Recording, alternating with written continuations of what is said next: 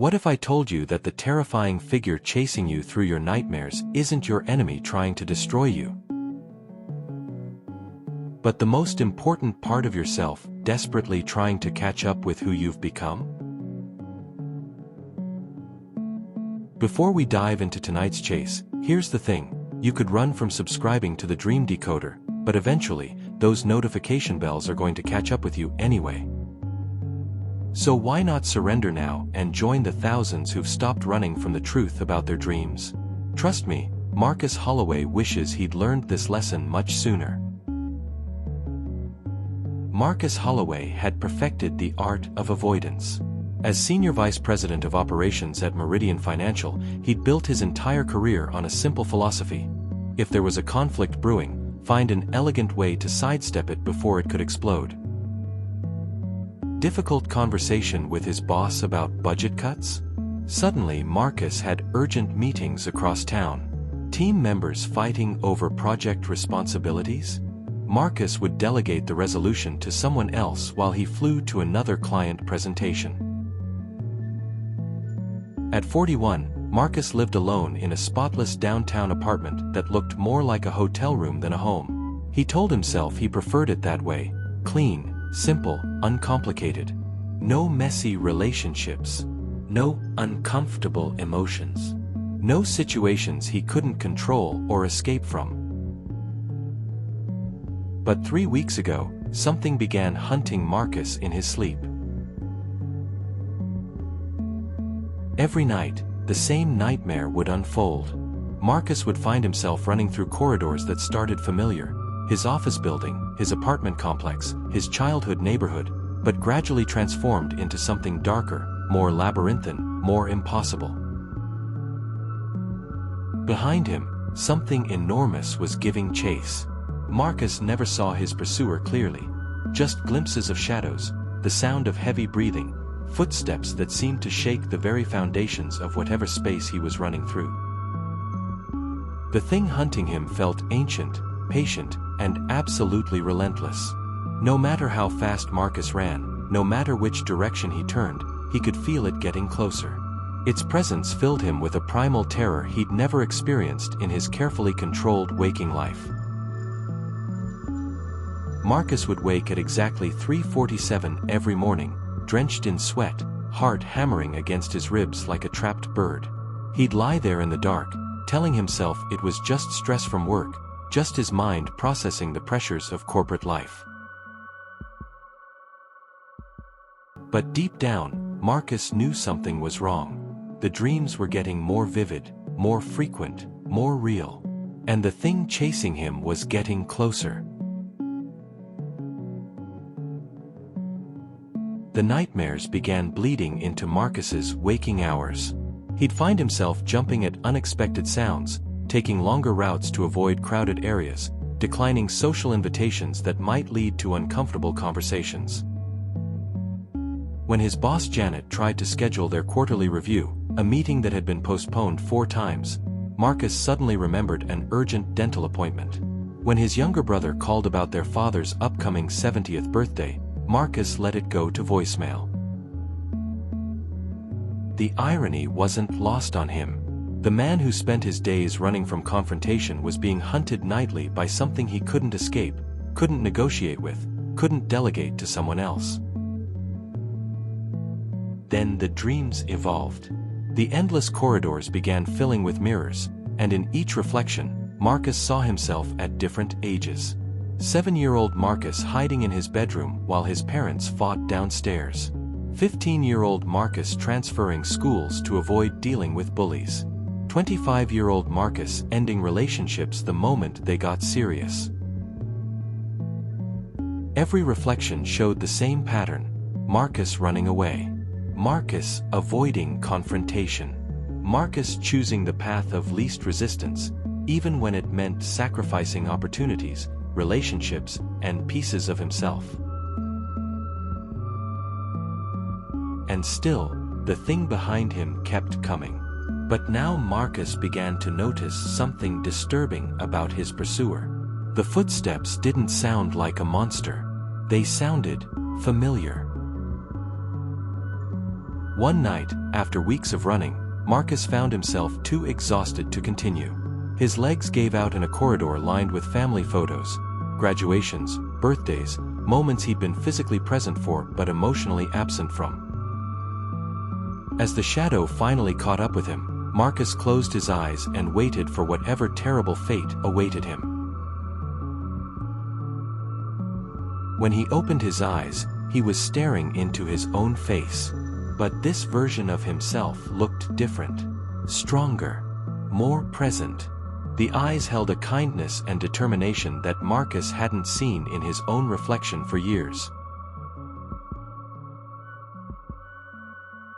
The other Marcus, the pursuer, didn't attack or threaten. Instead, he sat down cross-legged on the floor like they were old friends meeting for coffee. "I've been trying to catch up with you for 20 years, the confident Marcus said, his voice carrying none of the anxiety that plagued the real Marcus's daily life. "Every time you run from something important, you leave me further behind. Do you remember Sarah from college? You loved her, but when she tried to talk about moving in together, you transferred to a graduate program in another state. Remember the promotion to partner at your first firm? You turned it down because it meant having difficult conversations with underperforming employees." Marcus felt the weight of every avoided conversation, every sidestepped conflict, every time he'd chosen comfort over courage. "I was protecting myself," he whispered. "I was avoiding getting hurt." "I know," his pursuer replied gently. "But look what you've been protecting yourself into. A life so safe that it's barely a life at all." As the two versions of Marcus talked through the night, or what passed for night in the dream realm, something extraordinary began to happen. The dark, twisted corridors started to dissolve, replaced by an open landscape filled with possibilities Marcus had forgotten existed. When Marcus woke up, it was to his alarm clock instead of terror. For the first time in weeks, he'd slept through the night. The change wasn't immediate or magical, but it was real. That morning, Marcus walked into Janet's office and asked to reschedule their review, not to avoid it, but to give it the time and attention it deserved. He called his brother back and had the honest conversation about their father that they'd both been avoiding for years. He started saying yes to invitations, even when the gatherings might involve awkward small talk or difficult topics. Most surprisingly, Marcus began dating again. Not the casual, escape route plan dating he'd done before, but real relationships with real conversations about real futures. The chase dreams evolved too. Now, instead of running from his other self, Marcus would find himself walking alongside him, learning from him, integrating the courage he'd been running from his entire adult life. Psychologically, chase dreams represent one of our most primal fears, being pursued by something we cannot escape. But modern dream research reveals that the pursuer in these dreams is almost always a rejected aspect of ourselves. Carl Jung called this phenomenon shadow work, the process of confronting and integrating the parts of our personality we've pushed away. When we consistently avoid certain emotions, behaviors, or aspects of ourselves, they don't disappear. They chase us. In Marcus's case, his pursuer represented his capacity for courage, confrontation, and authentic emotional expression. Every time he avoided a difficult conversation in waking life, he was literally running away from this essential part of himself. Neuroscience confirms Jung's insights. When we learn to face our chase dreams instead of running, we activate neural pathways associated with self-integration, emotional regulation, and authentic decision-making. Spiritually, chase dreams have been recognized across cultures as initiation experiences. In many shamanic traditions, being pursued by a spiritual force in dreams represents a call to embrace a higher version of yourself. Buddhist psychology teaches that our greatest fears often contain our greatest gifts. The demon chasing you in dreams may actually be a protector trying to return you to your authentic path. Behaviorally, chase dreams serve as urgent wake-up calls about patterns of avoidance in our waking lives. They're our psyche's way of saying, the thing you're running from is exactly what you need to run toward. When we learn to turn around and face our dream pursuers, we often discover they're not trying to harm us, they're trying to heal us by returning the parts of ourselves we've abandoned.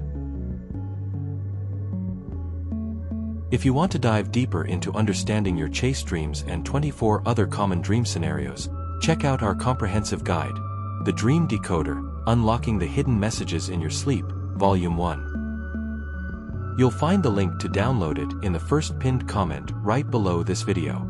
It's your roadmap to becoming fluent in the language of your own subconscious mind. Now, I know some of you might want to run from hitting that like button or subscribing. Old habits die hard. But consider this. What if the algorithm chasing your attention is actually trying to connect you with more content that could transform your life? Drop a comment below about your own chase dreams, or tell us what dream you'd like us to decode next. Are you being chased by animals? Faceless figures? Or maybe you're the one doing the chasing? Thank you for joining us on this journey into the realm where your deepest wisdom speaks in symbols and stories. Remember, fellow dream decoders, sometimes the thing we're running from is exactly what we need to run toward. Sweet dreams, and may you find the courage to turn around and face whatever's been chasing you.